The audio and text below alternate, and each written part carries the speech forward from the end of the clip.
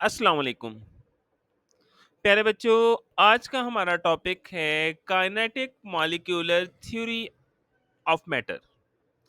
ये नज़रिया हमें ये समझाता है कि हर चीज़, चाहे वो ठोस हो, माया हो या गैस, छोटे-छोटे ज़र्रात से बनी है और ये ज़र्रात हर वक़्त हरकत में होते हैं, कभी आहिस्ता और कभी तेज़ी से। तो चलिए वीडियो का बाकायदा आगाज़ करते हैं। तस्वीर पर निगाह दौड़ाएं तो आपको सामने एक चाय का कप दिखाई दे रहा होगा, जिससे आप मैटर की तीनों हालतों के बारे में जान सकते हैं। मीन सॉलिड, लिक्विड और गैसेस। ये चाय का कप हमें सिखाता है कि लिक्विड जो है अपने अंदर छोटे छोटे मॉलिक्यूल्स रखती है जो लगातार हरकत करते रहते हैं।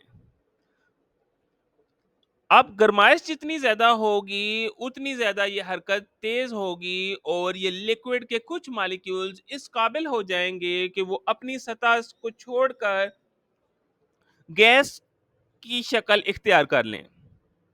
यहाँ याद रखिएगा कि गरमाइश जितनी ज़्यादा होगी, उतनी ही ज़्यादा हरकत तेज़ होगी। तो बेटा, अभी तक हमने सीखा कि मैटर छोटे-छोटे ज़र्रात से मिलकर बना है और ये ज़र्रात लगातार हरकत कर रहे हैं। गर्मी से इनकी हरकत को और ज़्यादा किया जा सकता है और यही हरकत मुख्तलिफ हालतों को वजूद में लाती है। Clear? According to this theory, matter is composed of very small particles called molecules which are in motion. The speed of their movement depend on the state of matter they are in. तस्वीर पर निगाह दौड़ाएं तो आपको solid और gases की right और left में examples दी गई हैं। सॉलिड्स में पार्टिकल्स क्लोजली पैक होते हैं जिसमें वो सिर्फ और सिर्फ वाइब्रेशनल मोशन परफॉर्म कर सकते हैं। जैसे कि आप लेफ्ट साइड में देख सकते हैं, particles are in solid are closely pack and vibrate only in their place. जबकि गैस की सूरत में पार्टिकल्स एक दूसरे से बहुत ज़्यादा अवे होते हैं और वो हर वक़्त मोशन में होते हैं। जैसा कि स्लाइड में लिखा भी हुआ है, the particles in the gas moves very quickly and bounce around in all directions. Clear? अगर इन दोनों के दरमियान देखें तो सॉलिड और गैसेस के दरमियान लिक्विड का स्टेट आता है जिसमें पार्टिकल्स क्लोजली पैक तो होते हैं, मगर वो एक दूसरे के ऊपर स्लिप कर रहे होते हैं। अभी तक हमने पढ़ा कि काइनेटिक मॉलिक्यूलर थ्योरी हमें बताती है कि मैटर जो है वो बुनियादी तौर पर 4 स्टेट्स में पाई जाती है। सॉलिड, लिक्विड, गैस और plasma. Kinetic molecular theory matter की इन्हीं स्टेट्स की प्रॉपर्टीज के बारे में हमें मालूमात देती है। अब हम डिस्कस करेंगे प्रॉपर्टीज ऑफ सॉलिड्स। सॉलिड की अगर हम बात करें तो सॉलिड की डेफिनेट शेप और डेफिनेट वॉल्यूम होता है। जैसा कि आप सामने भी देख सकते हैं कि solids have a definite shape, meaning that they maintain their shape and size unless acted upon by external force. Molecule solid में इतने क्लोज होते हैं कि इनकी एक डेफिनेट शेप होती है और डेफिनेट वॉल्यूम होता है।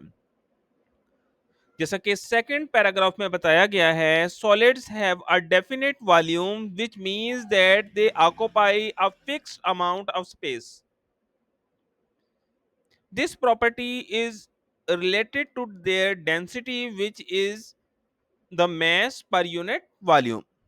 क्लियर? तो हमने पढ़ा कि सॉलिड की डेफिनेट शेप और डेफिनेट वॉल्यूम होता है। इसके अलावा हम बात करें तो सॉलिड्स की डेंसिटी जो है वो निस्बतन हाई होती है, Solids are usually denser than liquids and gases. This is because the particles that make up solids are closely packed and they have little room to move around. और solids maximum rigid होते हैं और ये इसलिए होते हैं क्योंकि molecules tightly packed होते हैं. Solids are rigid and maintain their shape even when subjected to external force. This property is due to stronger force of attraction between the particles in a solid. ठोस जिसे solid कहा जाता है, अभी तक हमने इसके बारे में पढ़ा कि सॉलिड्स की पहली प्रॉपर्टी है कि ये रिजिड होते हैं और पार्टिकल्स इसके अंदर टाइटली पैक्ड होते हैं. जैसे आप सामने ये इमेज में भी देख सकते हैं, सॉलिड्स के अंदर एक रेगुलर पैटर्न बन रहा होता है जिस शेप में सॉलिड मौजूद होता है. स्ट्रॉन्गर फोर्स ऑफ अट्रैक्शन के होने की वजह से सॉलिड्स को ब्रेक करना मुश्किल होता है और बहुत ज्यादा फोर्स लगा के ही हम इसको ब्रेक कर सकते हैं. क्लियर? सॉलिड्स के बरक्स अगर हम लिक्विड्स की बात करें तो लिक्विड्स की डेफिनेट शेप तो नहीं होती पर इनका डेफिनेट वॉल्यूम होता है. जैसा कि आप सामने तस्वीर में भी देख सकते हैं, liquids do not have a definite shape and take the shape of the container, allowing them to be poured or transformed, but they have definite volume. Liquids have a fixed volume, meaning they cannot be easily compressed or expanded and take up space. अभी तक हमने liquids के बारे में जाना कि solids के बरक्स इनकी डेफिनेट शेप तो नहीं होती पर ये डेफिनेट वॉल्यूम रखते हैं. सॉलिड्स की तरह लिक्विड्स की भी डेंसिटी हाई होती है और इसके बारे में अगर आपको लिखना पड़े तो आप बता सकते हैं कि liquids have a relatively high density compared to gases, meaning they are more massive per unit of volume. Flowability, liquids flow कर सकते हैं. Liquids are able to flow and can be poured due to their mobility of their particles, which are slide and move past each other. तो हमने जाना कि liquids के अंदर particles एक दूसरे के साथ क्लोजली पैक तो होते हैं पर ये एक दूसरे के ऊपर स्लिप कर सकते हैं. फोर्सेस ऑफ अट्रैक्शन सॉलिड्स की निस्बतन वीकर होती हैं पर इतनी भी वीक नहीं होती. मॉलिक्यूल सिर्फ और सिर्फ एक दूसरे के ऊपर स्लिप कर सकते हैं. काइनेटिक एनर्जी की बात करें तो particles have more kinetic energy than solids, allowing them to move and slide past each other. Kinetic molecular theory जहां सॉलिड्स और लिक्विड्स की प्रॉपर्टीज के बारे में बताती है, वहां गैस की प्रॉपर्टीज को भी ये बहुत अच्छे से एक्सप्लेन करती है, जिसमें बताती है कि गैसेस की ना तो कोई डेफिनेट शेप होती है और ना ही डेफिनेट वॉल्यूम होता है. डेंसिटी सॉलिड की और लिक्विड की निस्बत गैसेस की डेंसिटी बहुत लो होती है पर ये हाईली डिफ्यूजिबिलिटी इसकी हाई है. ओवरऑल अगर हम बात करें, जैसा कि आप तस्वीर में भी देख सकते हैं कि लिक्विड्स के पार्टिकल्स एक दूसरे से दूर दूर पर लगातार मोशन में होते हैं. लिक्विड्स के अंदर वाइड स्पेसेस मौजूद होती हैं और इन स्पेसेस की वजह से ये जिस भी जो है कंटेनर में मौजूद हैं उसकी वॉल्स के ऊपर लगातार प्रेशर अप्लाई कर रहे होते हैं. मॉलिक्यूल्स की काइनेटिक एनर्जी बहुत ज़्यादा हाई होती है, जैसा कि आप देख सकते हैं कि हाँ स्लाइड में भी बयान किया है कि gas particles move rapidly in all direction with high kinetic energy. Attraction की अगर हम बात करें तो gas particles have little attraction to each other and can bounce each other and the walls of the container. और ये लगातार जो है एक दूसरे से और अब जिस भी बर्तन में मौजूद हैं उसकी दीवारों से ये टकराते रहते हैं.